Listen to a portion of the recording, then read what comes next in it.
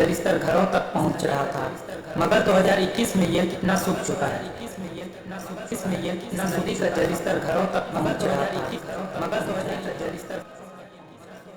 दक्षिण पश्चिम एशिया की सबसे लंबी नदी यूफ्रेटस, जिसे फरात नदी कहा जाता है, इस प्राचीन नदी के साथ बाइबिल की बहुत बड़ी भविष्यवाणियाँ जुड़ी हुई हैं। यह नदी तुर्की के टॉरस पर्वत से निकलती है और इसका प्रवाह क्षेत्र सीरिया और इराक जैसे देशों में होता है। फरात नदी का अंत फारस की खाड़ी में होता है। इस नदी का उद्गम अदन की वाटिका से हुआ है। बाइबिल की उत्पत्ति ग्रंथ बताती है कि अदन की वाटिका को सींचने के लिए एक नदी बहती थी, जो 4 धाराओं में बंट जाती थी, जिसमें पहली धारा का नाम पिसोन, दूसरी धारा गिहोन, तीसरी धारा का नाम दजला और चौथी धारा का नाम फरात नदी बताया गया है। इस नदी का संबंध दुनिया के अंत से जुड़ा हुआ है। प्रकाशना ग्रंथ के अध्याय 9 वचन 14 में बताया गया है, जब छठवीं तुरही बजाई जाती है तब वहाँ ऐसा लिखा गया है, महानदी फरात के पास बंधे हुए 4 दूतों को खोल दो। इन 4 दूतों का काम यह है कि उन्हें इस धरती पर रहने वाले 1/3 मनुष्यों का वध करना था। आज तक हम देख सकते हैं कितनी बड़ी बड़ी लड़ाइयाँ इस धरती पर हुई हैं और अभी भी चल रही हैं।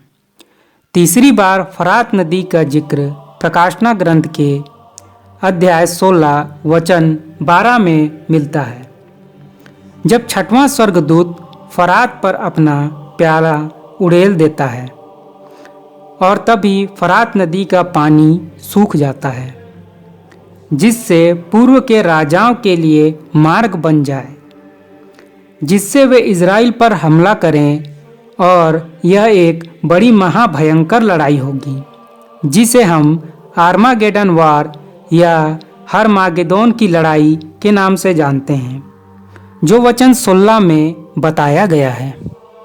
और यह हरमागेदोन इज़राइल के उत्तर दिशा में है, और इस लड़ाई को संभालने के लिए ही यीशु तीसरी और आखिरी बार प्रकट हो जाएगा, यानी यीशु के आने से पहले यह नदी पूरी तरह सूख जाएगी।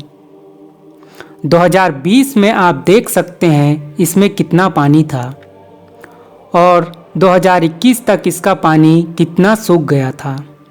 लेकिन अब 2021 से लेकर 2026 के आने तक फरात नदी का पानी इतना सूख चुका है कि आप इसे पैदल चलकर पार कर सकते हैं, जो यह बताता है कि जैसा योहन ने हमें अंत से पहले का चिन्ह बताया था, वैसा ही आज हमारे समय में हूबहू पूरा हो चुका है। आप सैटेलाइट तस्वीरों में देख सकते हैं, इस नदी का आकार ग्रीक वर्णमाला के अंतिम अक्षर ओमेगा के समान दिखाई दे रहा है, जो जोर जोर से चीख चीख कर यह दुहाई दे रही है कि अंत का समय अब आ चुका है और यीशु का आगमन कभी भी हो सकता है, क्योंकि यीशु ने कहा है, I am the alpha and omega, I am the beginning and the end, I am the first and the last.